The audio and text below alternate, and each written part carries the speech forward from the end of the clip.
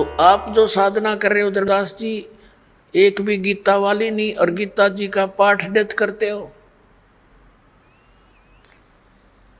अब धर्मदास जी सुन्न हो गया कति, लेकिन अभिमान काल की फिर भी कोई ना कोई रह जाती है अंदर से प्रेरणा। अब काल प्रेरणा से उसने कहा कि जिंदा तो मुसलमान है, इसलिए तुम्हारे हिंदू देवताओं के साथ ऐसी बातें कर रहा उनके विषय में। तेरे को पता है हम कोई जीव हिंसा नहीं करते, हम किसी की आत्मा दुखी नहीं करते, तू कैसे बात कह रहा है? तूने ये सब जो है ना हमारे देवताओं की बेइज्जती कर दी है। अब परमात्मा ने देख लिया कि इसमें काल आ गया, अरे ईब यो एक नहीं सुने तेरी सारी पर माटी फिरेगी। परमात्मा अंतर ध्यान हो गया उसके सामने से, एकदम अदृश्य हो गए, हिडन। अब धर्मदास जी लगा देखने, उसका तो पसीने आ गए। धर्मदास जी ने सोचा, होए होए मन तो जुल्म कर दिया, देख कितना अच्छा ज्ञान बताओ थे। अब इस ज्ञान को सुनकर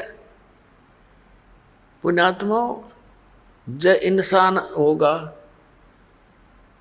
कंडम हो जाएगा कति, उस अज्ञान को नहीं कर सकता, उस साधना को नहीं कर सकता। इसको स्वीकार करो चाहे ना करो, वो ऐसी स्थिति हो जाती है। एक बार ये दास औरंगाबाद के अंदर सत्संग करते हुए जा रहे थे, जब हमारा आस्था चैनल पर बंद करा दिया था औरंगाबाद में। हमने दाड़े बहुत भुगते हैं पुण्यात्माओं आप तक संदेश पहुंचाने के लिए भगवान का। हमारे साथ बहुत बदतमीजियाँ हुई, लेकिन हिम्मत नहीं हारी। हमें मालूम था कि ये परमात्मा का संदेश है, उसकी आत्माओं को सुहावेगा, सुहावा चाहे 10 दिन पीछे। तो वहाँ हम सत्संग कर रहे, प्रोजेक्टर हमारे साथ, ये परमात्मा ने दिए हैं। और ये इंस्ट्रूमेंट ये मैन माइंड नहीं है, ये गॉड गिवन माइंड है, ताकि मेरे बच्चे आसानी से इन सदग्रंथों को समझ सकें, पढ़ सकें। आपको शिक्षा देने का क्या उद्देश्य था?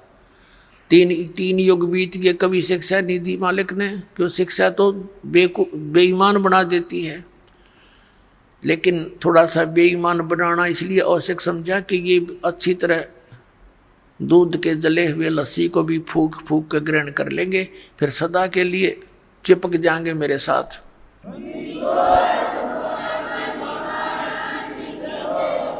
हम वहाँ प्रोजेक्टर पर ये सारा कुछ दिखा रहे थे।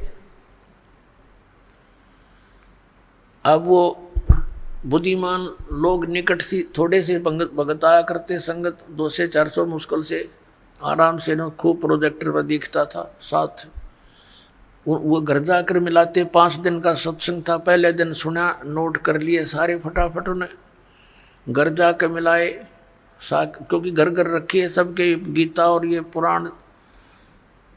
वो तो ठगे से रह गए। अगले दिन आए, फिर उन्होंने सोचा नाम ले लें। नाम लेने के लिए जब सोचा तो उनको नियम बताए। वो कहने लगे शराब तो हम जरूर निकाल लेंगे, अस्थि तो हम अवश्य उठाएंगे। कोई बात हुई है?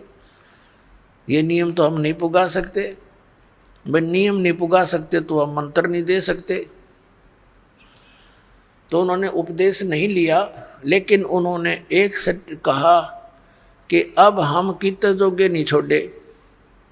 अब वो रामकृष्ण की भक्ति कर नहीं सकते, और यह हमने मिली नहीं हमारे साथ बनेगी क्या? तो उनको समझा गया कि अपन दीक्षा लो और भक्ति करो जो करनी है। फिर न बोले फिर देखेंगे, फिर हम आगे वहाँ से फिर कद देखेंगे। तो पुण्यात्माओं इस ज्ञान को सुनकर उन्होंने खुद ये कहा कि अब वो भक्ति तो हम कर नहीं सकते, उस योग्य तरह कोई ना इधर के रहे ना उधर के। उनको सिर्फ काल ने तो ये कई गड्ढे खोज रखे हैं, कोई से मतलब फंसेगा यो। और सारी बात मान ली न बोले श्राद्ध तो निकालने पड़ेंगे अपने पूर्वजों के। अब इतना समय होता नहीं कि सब टॉपिक पर उसको थोड़ी सी देर में समझा दें, तो उसके लिए सारा ज्ञान, ये अध्यात्म ज्ञान आपने समझना पड़ेगा, रह रहकर सुनना पड़ेगा, तो फिर आप पर बात सेट हो जाएगी। तो कहने का भाव ये है कि इस ज्ञान को सुनकर जरा सी भी बुद्धि रखता होगा और साधना नहीं कर सकता इस पृथ्वी पे।